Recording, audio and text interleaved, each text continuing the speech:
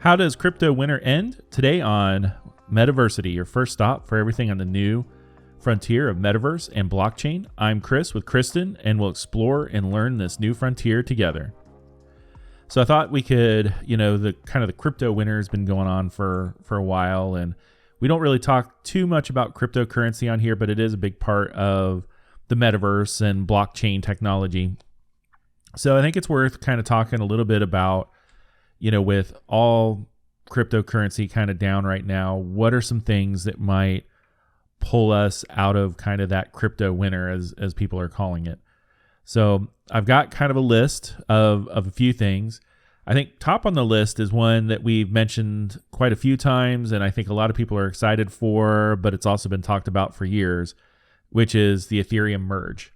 So for anybody who might be new, the Ethereum merge is when you go from a proof of work standard to a proof of stake standard. The big difference is right now with proof of work, transaction fees are expensive, or gas is expensive. Transaction times take a while, and that makes it a little bit more difficult to work with cryptocurrency other than maybe like an investment. Where once we move to proof of stake, things like those transaction fees or gas will go down in cost, and those transaction times should lower. And it creates a whole lot more usefulness out of cryptocurrency. So instead of it feeling more like an investment, people might actually start using it in their day-to-day lives and spend it like they would spend fiat money, or you might see it used in more play for earn games, or things like dApps might become more realistic because now we can actually have an application that runs on the blockchain at a fast enough speed that it's useful for people. Right. Yeah, I think I'm really looking forward to this kind of, I don't know, I haven't heard a term like really kind of coined yet for anybody that understands where we're headed, but we keep calling it like a decoupling. And I think I heard somebody call it like the divergence or something like that too. Divergence is another one. Yeah. I don't know. Which one of those terms do you think is the right term? I feel like for me, decoupling is probably the better term, because right now you've heard lots of people say, oh, crypto is finally decoupled from like the stock market or traditional investments. But if you look at it over time, they're still pretty well tied.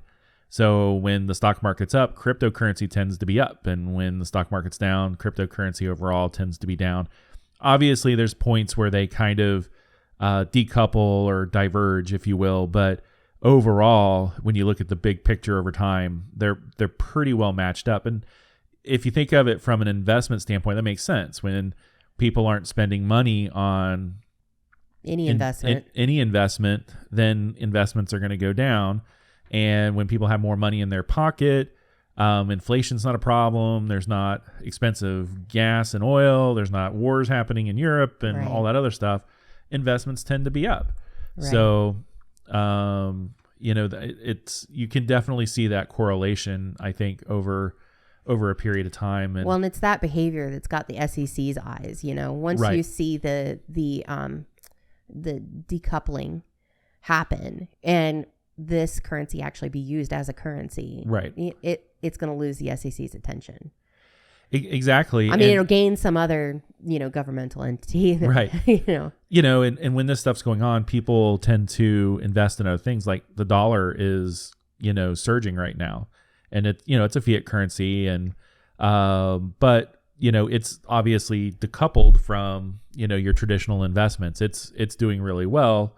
As opposed to other currencies in the world, while, U.S. stock markets and things like that and cryptocurrency are not doing as well.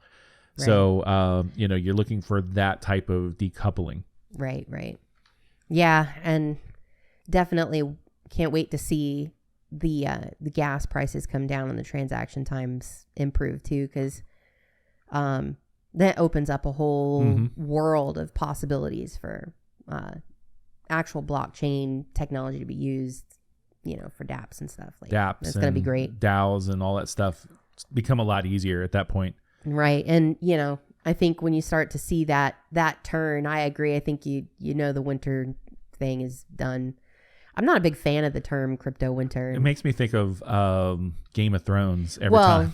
Yes, and you've made that abundantly clear. So now that's stuck in my head. But that's aside from that, I'm just like, I don't know. It feels a little cheesy to coin that term and like use it. But I mean, I understand where it's coming from. People are. The proper term is it's currently in a bear market, I guess. If you're going to use like a traditional investment term, it's a bear market instead of a bull market right now. Yeah. So that's probably a better way to put it.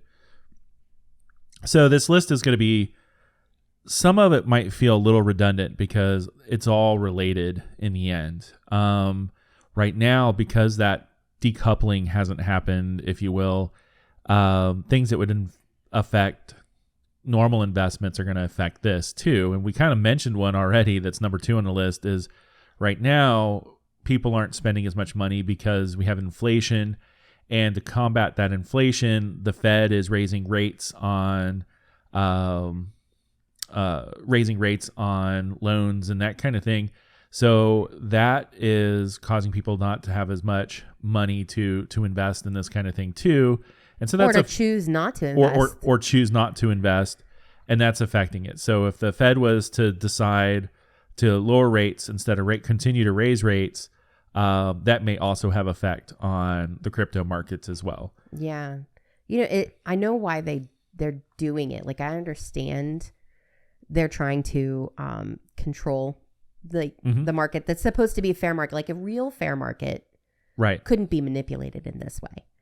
So I think it's interesting when we talk about, kind of your traditional, fair market values of whatever. And it's like, it's so manipulatable. Right. And, the Fed, they know it. This is what they do. And they try to help make sure that the market is within whatever parameters they've decided. But yeah, I find it almost, laughable, really, in the end, because we have this standard and we're thinking, okay, well, that's where we have a fair market, we don't have a fair market. It's anytime is, set and not manipulatable. And then we try to hold people try to hold cryptocurrency to some standard, like as if it already exists in this other world, like our current, situation. And it's just like, you can't, I don't know. Maybe I'm a little off track today. I'm feeling a little foggy brain, but it's just kind of frustrating to me. Like, it's weird that there's a organization that supposedly isn't influenced by the current administration that can raise or lower interest rates and affect the economy kind of at will. Yeah. I mean, they're there to try to be at the benefit of the U.S. economy, but it's still kind of a weird, scary idea that, they can raise rates, and it causes all kinds of problems. Like, they raise rates and it cools off the economy and, allows the supply chain to kind of catch up. But that's only because people start to feel the pinch of having less money available, less cash available to them. And then, so they spend less. So, when you kind of think of it that way, it's kind of, it helps, but doesn't feel like it's helping the right way, in a weird sort of way, putting people under the pinch so they spend less money. Yeah. Seems kind of an odd one.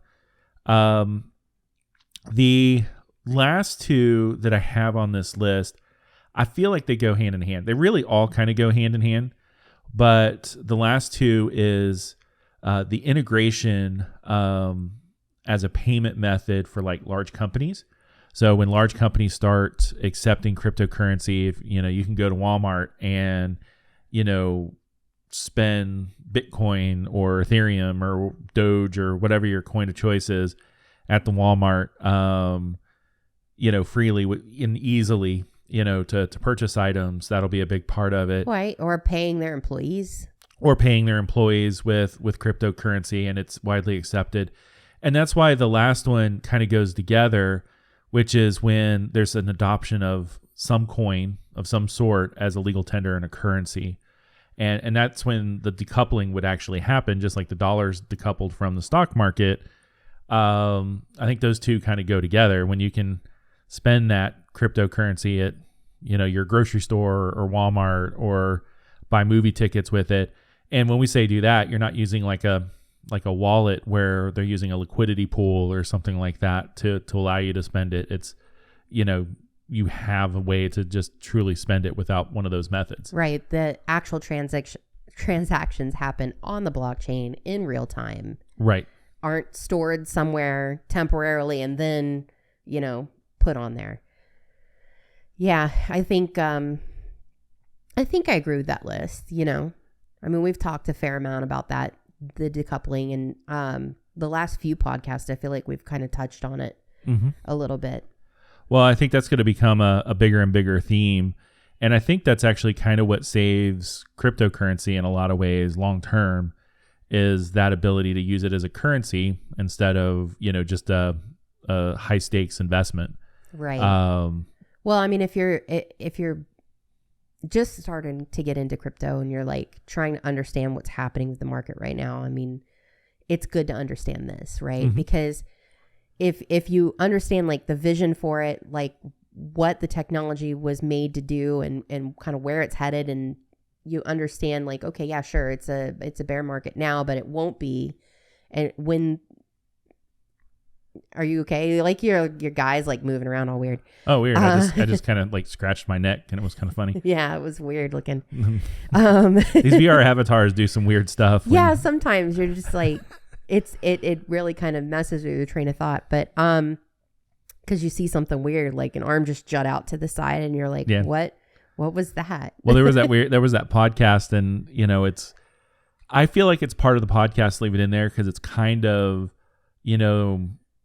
where the technology is now and where it's going, so you kind of see it. But yeah, there was that weird podcast where it looked like you were trying to punch somebody off to the right. Yeah, or your last one where you like had a tickle in your throat and you like tilted your headset back and then took a drink. Right. And that looked super bizarre as well. Anyway, super off topic.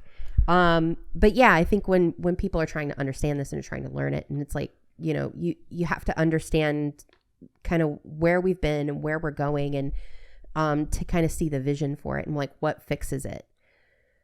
That decoupling is a major milestone.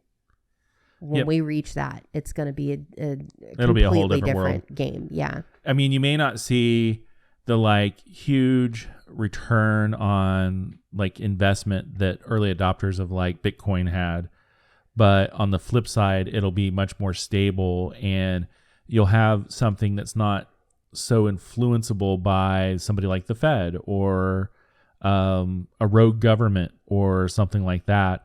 And, we've talked about the developing nations where a lot of people are putting, their money in crypto, because even as unstable as it feels to someone who lives maybe in the US, it's very stable to them, where they have, this kind of rogue government that might be threatening to take their money or freeze their assets in a bank or something like that.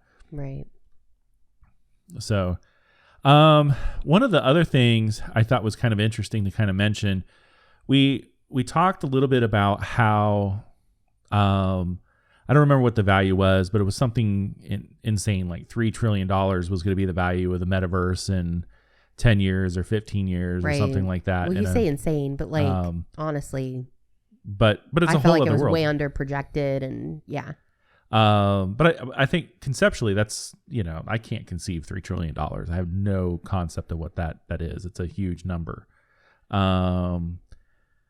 But how do they come to those predictions was kind of like our question. And I kind of, saw this article. So there's Ming-Chi has a really popular blog where, he predicts the release of products and how much of that product's going to be available and to the public and that kind of thing.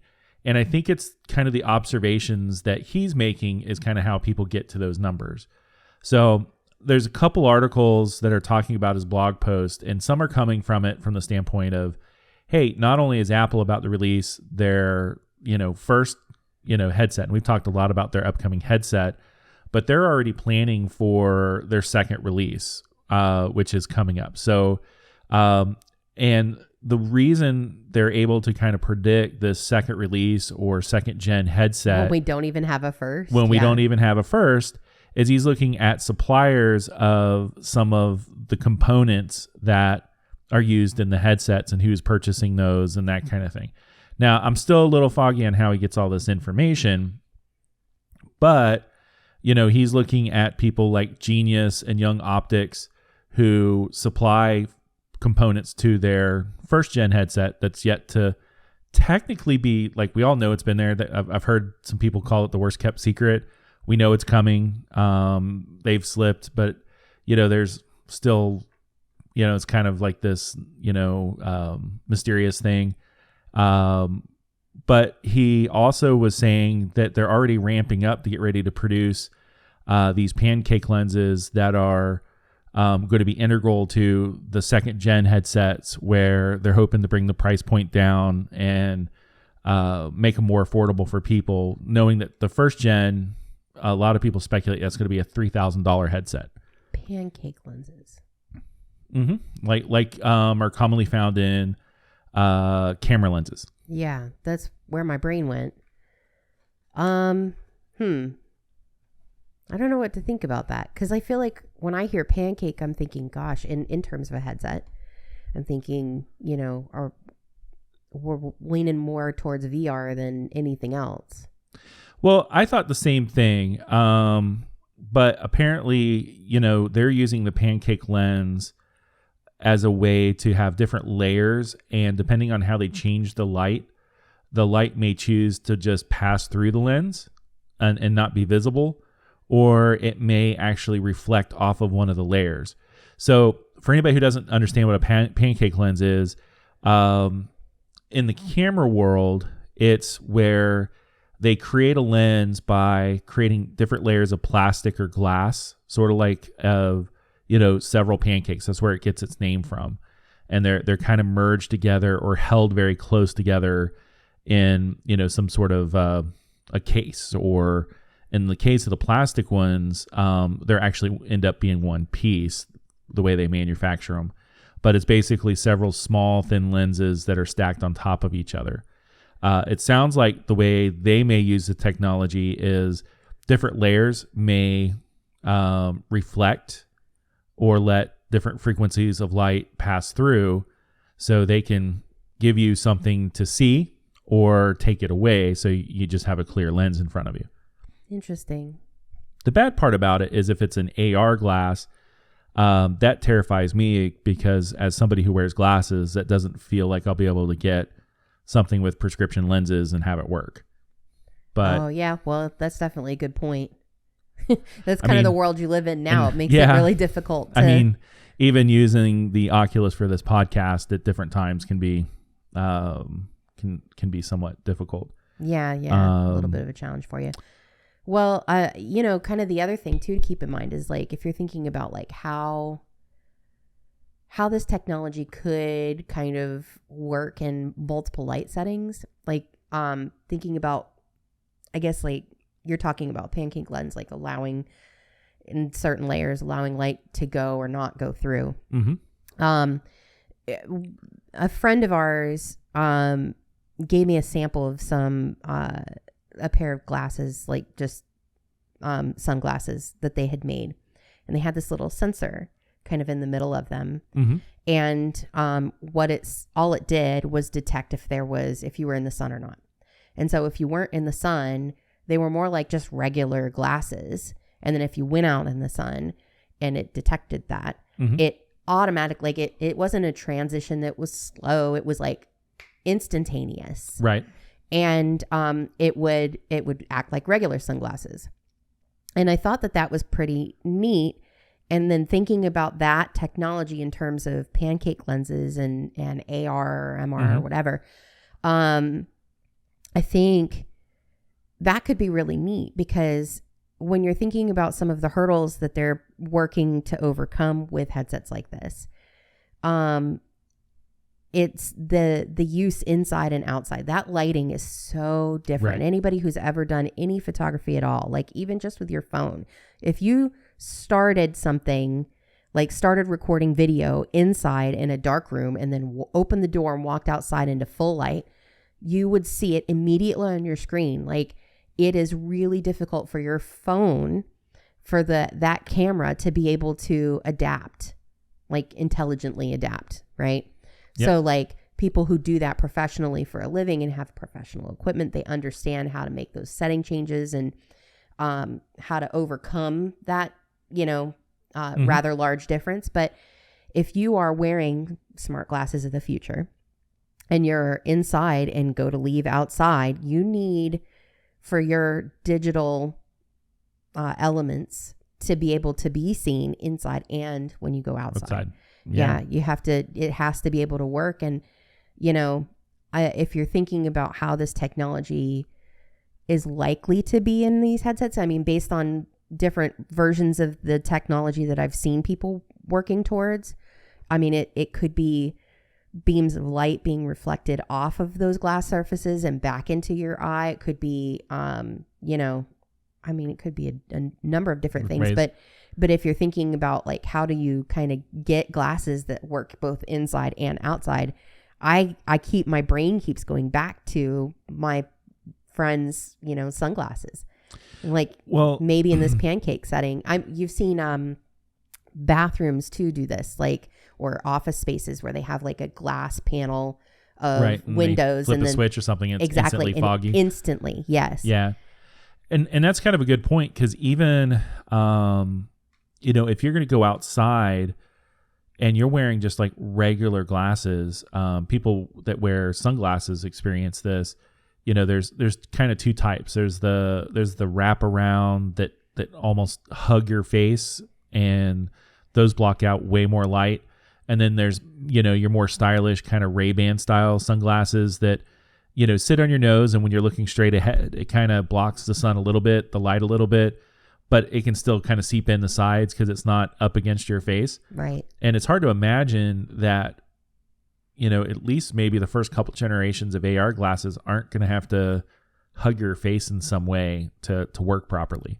Yeah. Because it won't be able to block that, that light coming in from the sides. And that may not always be a problem, but if the sun's, directly to the right of you or left of you and you're looking, it may be enough to really kind of interfere with your ability to see that screen. Well, I think you can even see those light differences inside a normal house. So like, I feel like I understand why when you talk about like Meta and them coming up with a mixed reality headset, Cambria or the MetaQuest Pro or whatever it is it ends up being. When I think about that, and I'm like, I feel like, damn, we're getting gypped a little bit because these are still just VR headsets. But right. I understand, on that same token, I understand why. I understand why exactly. they're kind of attacking it this way. And they're saying, okay, well, we can put cameras all around, the lens, and we can allow pass through, so you can basically see your environment, and it'll be just like AR, only it's a VR headset and it's totally enclosed, and they're just trying to control the light. Mm-hmm. And make that experience as believable as possible. And that's like step one.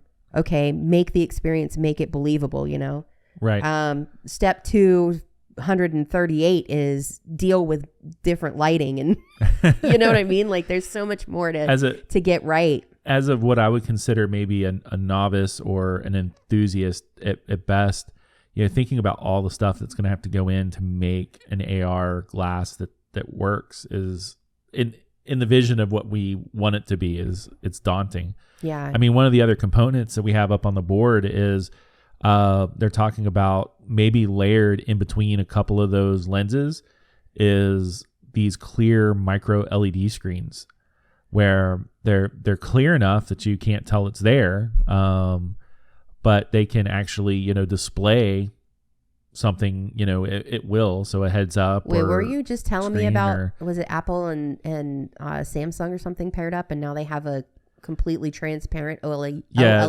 So Apple, I found a couple articles where Apple is working with Samsung to create a fully transparent micro LED screen to be used, they think, in their AR glasses. So when you think about that paired up with the pancake lens, you may have a lens and then a clear micro LED screen, because those things are super, super thin. Yeah. And another lens behind it. So you may have one of those lenses that does what you said, where it completely blacks out. And then you've got a micro LED screen. It doesn't even have to black out. It could just gray dim out things. A little bit, make it like sunglasses. You can still see through them, but they have darkened and made the light more, pleasing to the eye. So well, that's interesting too. And it's kind of funny. You're talking about, what was the guy's name that does the projections, like forecasting? Oh yeah. His name is Ming-Chi Cow. Okay. So, Ming-Chi, when you're thinking, oh, well, how does he like do all these projections? Like, kind of like we're talking about with the lenses, you have to like start to go, okay, I understand, I think, at least at a high level, I understand these hurdles exist and they have to be overcome with technology in order for this end product to happen. And so he's going, okay, so I understand I need to be looking at these things. And then I'm looking at who's got patents coming, who that they just did, or, what patents do they already hold? What company pairings are they like cooking up, seeing Apple with Samsung, for example. What like OLED technology could be incorporated into what end, understanding pancake lenses and like how that works, pairing it with this idea of like the sunglasses or the frosting of glass and how that can be instantaneously done, and like how that could incorporate, understanding like all of those pieces in order to be able to forecast that one thing at the end, which is the smart glasses, How does he do it? Well, he's understanding that. And then he probably has additional insight into, the people actually doing the manufacturing. Maybe he's got some inside tracks or something like that that tell him who's making what and how much and all of that. So like, it's very interesting. Didn't you say though that, maybe it was him, maybe it wasn't him, that said that there was like they were going to be doing 10 million units or something like that for the next iteration. For the generation 2, they would be prepared for 10 million units. Apple would be for the Gen 2. So how does that stack up next to like, an iPhone release? Like if they were going to have 10 million of these generation 2, so we don't have a number for generation 1, I assume. Right. I didn't pull a number for that. I'm sure it's out there. I'm hoping it's a higher number because I feel like as much as we don't want to spend $3,000 on one of those, we'll probably spend $3,000 on one of those headsets unless we can get Apple to send us one. We should probably have started saving already. But in contrast, they had 40 million units sold for the iPhone 13 release over a holiday period. So that's got to mean that there was probably hundreds of millions of units sold, throughout the year with that iPhone 13 release. So maybe I would think like the initial release would have been the biggest pop though. So, because they did their trickled a little bit after. Yeah, I mean, well, I don't remember exactly. It was it September or October that they did the release for iPhone 13, and they did the release announcement. But they don't. They have some of them. They have like 4 iterations of that phone that they release all at the same time, and then they hold back on the Pro. Pro is Pro Max phone variety, and then they release those in like November, so like or December. So the 40 million units, I don't know if that's spread across every single type of iPhone device. It sounded like it was, for what I saw. So if that's iPhone the case, period, yeah. I mean, if that's the case, then 10 million units sounds pretty significant to have that ready for, they're hoping to have that ready, I should say, for a Gen 2 release. And you got to think that I definitely want to see that number. Yeah. You should post it when you do your description if you can find it. How many units they're projecting they'll make or try to have available for the first release. And you got to think too, we're super excited for it, but I don't know how many people are going to be. Well, they're not going to see it coming. I think a lot of people aren't going to see it coming. They're going to be, I mean, we weren't into it back then, but when they released the first generation of the iPhone, people that were like us now in relation to this, if there was people like that I was skeptical. I couldn't believe Apple was putting out a phone. It wasn't until like long time after that I was like, okay, I'll give this thing a try. It looked cool, but it was like, well, it's Apple. And Apple still kind of had a little bit of They were making MP3 players then that were really cool, but it was still, Apple was kind of coming out of that phase where they were really struggling, and it was kind of like, it's a phone and it's from Apple and they don't make phones. Well, but when it came out, I feel like the masses all were kind of like surprised. Yeah, by I was it. like, holy cow. This was earth shattering, world changing. And it really did in a lot of ways. It definitely did. Where everybody was used to using a BlackBerry or, a Windows phone that were just terrible experiences. Yeah. Or, straight up like Nokia, just dumb phones. Mm-hmm. But so, the masses were, I don't know, sideswiped or whatever by this like, amazing release. And that is how it's going to be this time, because right. I believe that the people are in the same sort of boat. They're not listening to our podcast. I mean, maybe they will at some point when the smart right. glasses come out and they stumble upon us or whatever. But like, they're not in the know, and Apple will do what Apple does. They're going to have some grand release. It's going to have all kinds of, kitschy cool marketing stuff, and